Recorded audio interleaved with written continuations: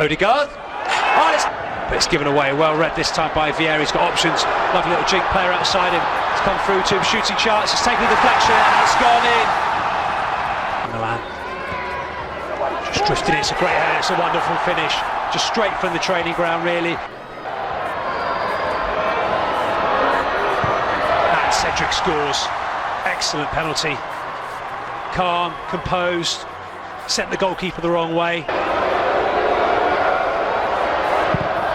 That's a good penalty. Went the right way, but it was just too powerful, too high. It's a good start by both teams. Excellent finish. Just delays his run. Sits the goalkeeper down and puts it in the back of the net. That's 2-1 to Arsenal. Excellent penalty from Gabriel. Right-footed. And that's a weak penalty, and it's a good save by Karl Hein. Cat and mouse. On a slow run-up. Kelneny dispatches that ball into the back of the net, giving the goalkeeper no chance.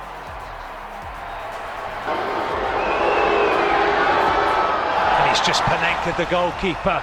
What composure, what cheek, what audacity from Lazetic.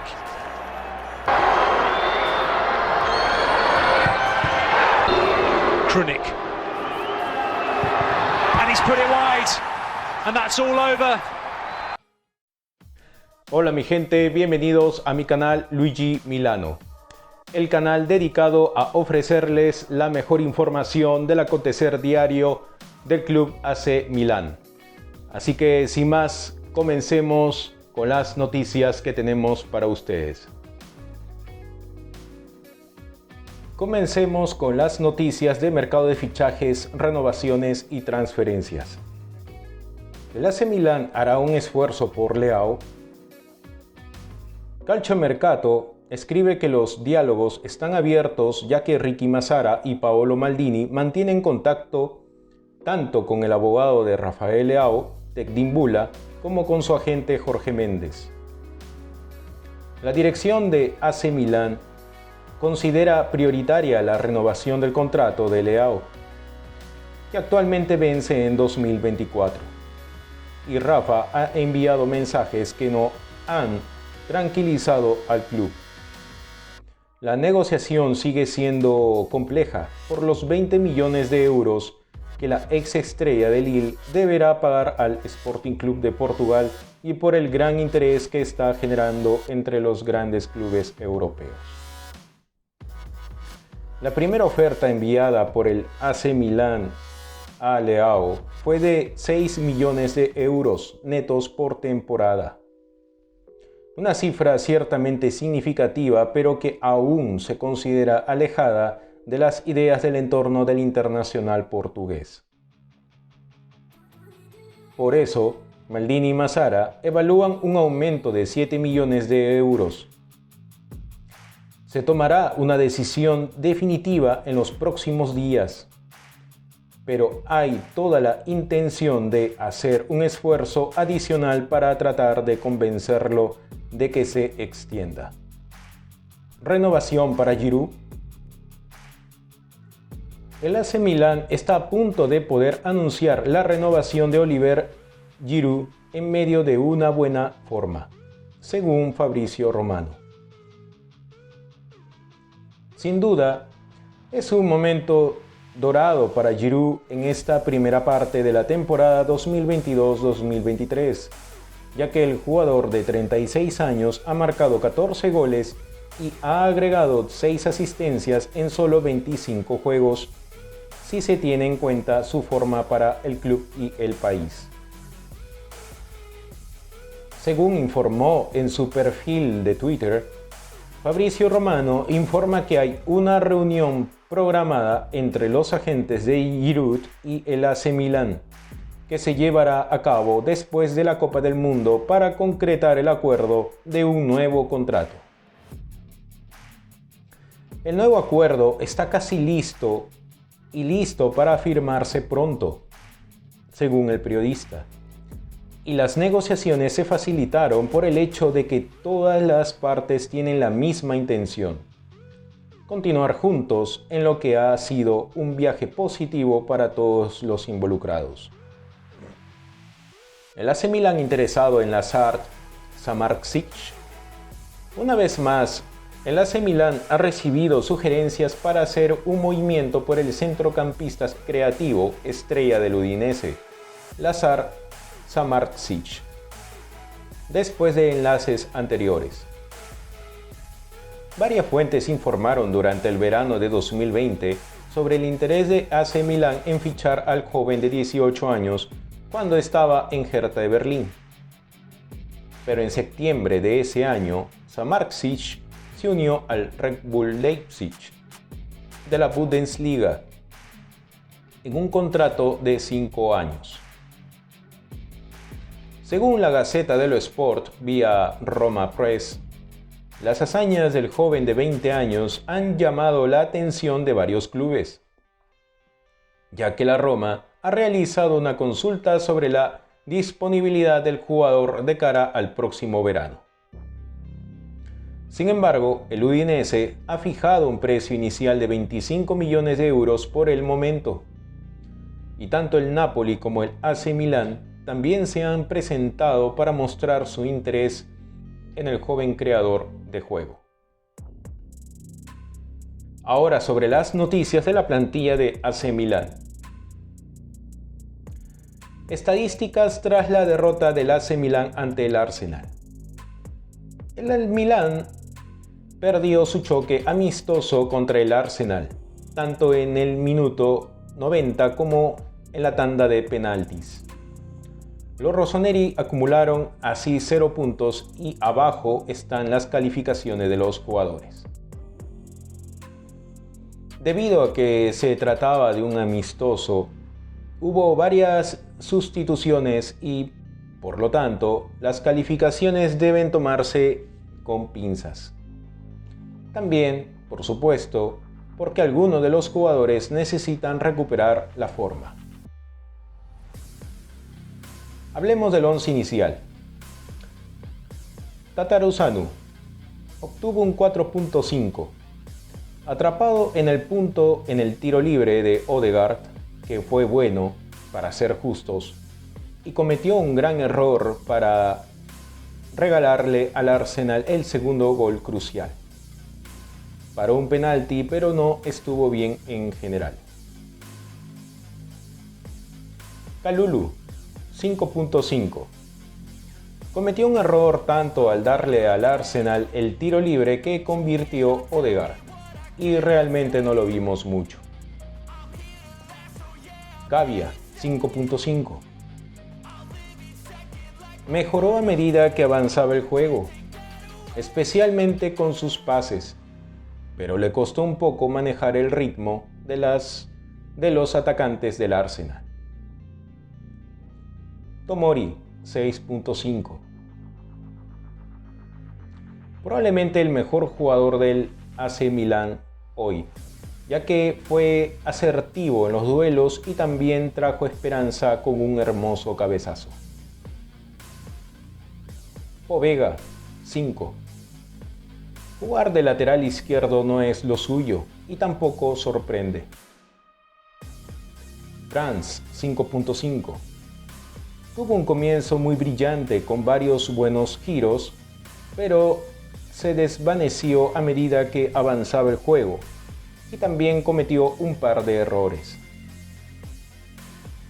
Tonali, 6. Estuvo demasiado invisible durante la mayor parte del juego, pero ayudó a Tomori a marcar el gol. También mejoró a medida que avanzaba el juego. Selemakers, 5. Tuvo una buena ocasión en la primera parte que desperdició y no intervino en absoluto. Adli, 6. Una muy buena primera parte de él con buenos giros y pases inteligentes, pero la segunda parte no fue tan exitosa. Rebic, 4.5. Una actuación impactante de él, hay que decirlo. Casi siempre fuera de juego y esta tarde no ha podido acertar un pase. Origi, 5.5. Parecía lleno de energía, pero finalmente perdió una gran oportunidad de marcar un gol en la primera mitad. Fue un cabezazo libre y debería haberlo hecho mejor. Más temprano en la primera mitad, golpeó el larguero con un gran disparo. Suplentes. Thiaw, 5.5. Decente pero nada espectacular, jugando de lateral derecho. Díaz, 5. Algunos buenos movimientos aquí y allá, pero poco productivo al final. También fue un penalti extremadamente flojo de su parte. Lazetic, 6. Le fue bien en varios duelos y debió sacar más de una falta. Una muestra positiva de él. Bennacer, 6.5. El mejor hombre del Milán junto con Tomori. Está claro lo importante que es para el Milán. El Hilali, NA. Pues no lo vimos lo suficiente, al igual que Krunic, NA, pues no lo vimos lo suficiente, pero un penalti en verdad muy pobre. Y por último, Bozolán, que tampoco se le calificaría como NA. Este tuvo una exhibición prometedora, pero demasiado corta. Conclusiones tras la derrota del AC Milan ante el Arsenal. No se podía sacar mucho de un encuentro de este tipo, dado que Stefano Pioli tuvo que presentar una alineación tan remendada, con varios jugadores aún en programas individuales con el objetivo de recuperarse de una lesión y algunos todavía en la Copa del Mundo o en vacaciones post-torneo. El lanzamiento de falta de Martin Ødegaard le dio al Arsenal la ventaja y Reiss Nelson duplicó la ventaja, convirtiendo el último cabezazo de Fikayo Tomori en un consuelo. Habiendo dicho todo eso, ¿qué aprendimos del juego? Número 1. Un recordatorio preocupante. Se siente decepcionante comenzar con un negativo, pero desafortunadamente el punto más concreto y pertinente que muchos sacarán del juego es que Cyprien Tataruzanu expuso una vez más por qué aparentemente no tiene futuro en el club más allá de esta temporada.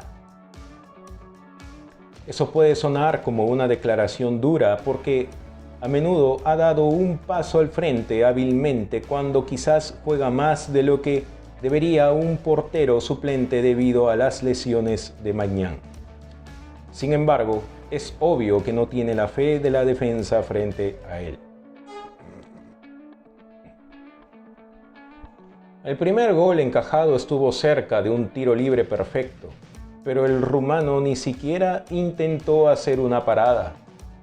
Pero el segundo gol mostró su falta de confianza en la distribución del balón, lo que provocó que Tomori una vez más se quedara parado en una mezcla de incredulidad e ira cuando a Nelson se le permitió meterlo en la red. Con suerte, Maignan debería estar de regreso a tiempo para el partido fuera de casa contra Salernitana el 4 de enero cuando se reanude la Serie A. Y podría decirse que ese podría ser el mayor de los que regresan por muchas razones, desde el liderazgo hasta la distribución. Número 2. Un núcleo alentador. La fuerza del equipo estaba sin duda en el medio, comenzando por Tomori, quien, además de su gol, parecía ser el jugador posiblemente en mejor condición física de cualquiera que haya estado de vacaciones. y que haya estado con el equipo desde que se volvieron a reunir antes, en el mes. Hizo un par de intervenciones clave y en ocasiones realmente rescató a Gavia. Tonali no rehuyó ninguna batalla, ya que tuvo un tiempo de preparación similar al de Tomori. Fue por momentos quien dictó los pasajes de juego más brillantes del AC Milán y Brands hizo un buen trabajo a su lado en el doble pivote. Es posible que su juego de preparación no haya sido el más ordenado, pero tiene la energía y el atletismo para romper líneas y proteger a la defensa. Luego fue Yacine Adli quien nuevamente lució el mejor de los delanteros en verdad. Debería haber tenido una asistencia para el cabezazo de que Origi falló. Y en general parecía el único del departamento de ataque que realmente hizo clic con el juego y tomó las decisiones correctas. Más elementos de reflexión para Pioli, tal vez. Cuando entró Benacer, instantáneamente se vio como el mejor jugador del parque. El balón parecía pegado a él. Se le pegó enseguida y se encargó de arrastrar el centro de gravedad campo arriba como hace en la Serie A. Número 3. Otra oportunidad desperdiciada. Mucho se ha escrito en los medios sobre la importancia que estos 4 amistosos invernales y la concentración en general serían para Rebic y Origi, 2 jugadores que no han sido todo lo decisivos que les hubiera gustado en la primera parte de la temporada, e incluso más allá de eso, debido a una combinación de problemas de lesiones y una falta general de ritmo. Ambos fueron titulares en el partido ante el Arsenal, y ambos dejaron un sabor amargo en la boca. Origi tuvo un par de momentos gracias a su tamaño, pero perdió una gloriosa oportunidad de la mencionada cruz de Adli que habría hecho maravillas por su confianza. Tiene que llegar a un punto de inflexión para él y sería poético que llegara ante el Liverpool el viernes. En cuanto a Rebic, casi parecía esforzarse demasiado. Estaba zumbado por el lado izquierdo del último tercio y recibió mucho el balón. Sin embargo, cada vez que parecía tomar la decisión completamente equivocada en la posesión. El croata a menudo es mejor cuando deja que la jugada llegue a él, ya que todos hemos visto lo bueno que puede ser en un finalizador que llega a áreas peligrosas en el área. Ahora la atención se centra en el Liverpool, un partido que, con suerte, debería ofrecer algunas conclusiones más concretas con más de los titulares regulares obteniendo minutos significativos.